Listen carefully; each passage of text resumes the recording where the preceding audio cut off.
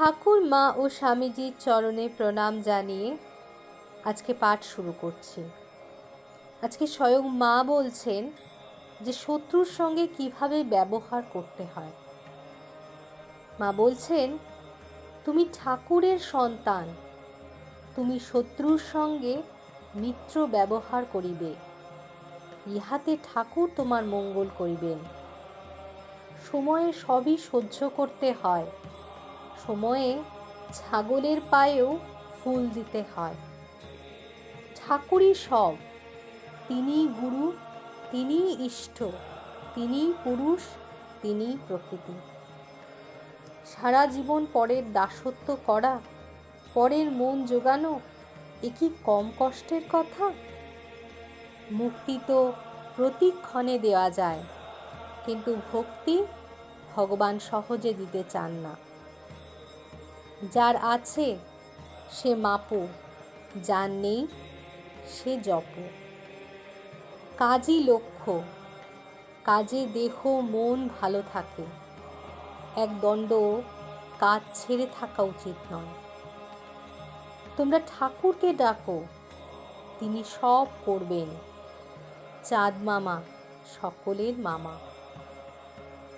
বিশ্বাস নিষ্ঠাই মূল, বিশ্বাস নিষ্ঠা থাকলেই হলো।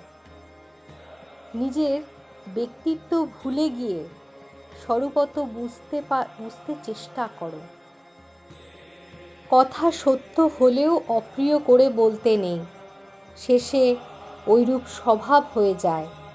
মানুষের চক্ষু লজ্জা ভেঙে গেলে আর মুখে কিছু আটকায় না।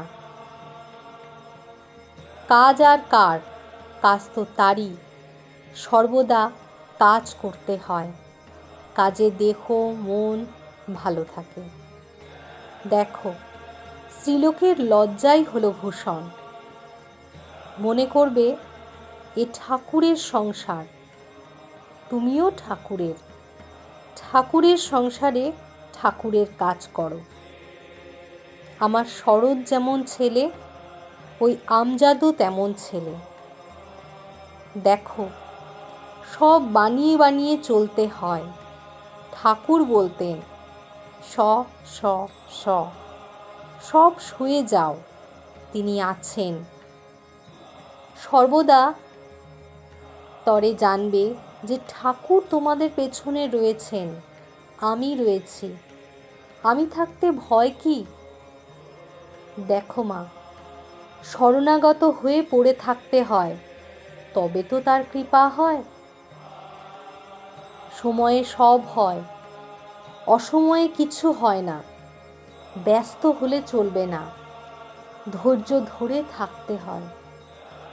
কোনো প্রতিকূল অবস্থায় পড়লে ধৈর্য ধরে থাকতে হয়।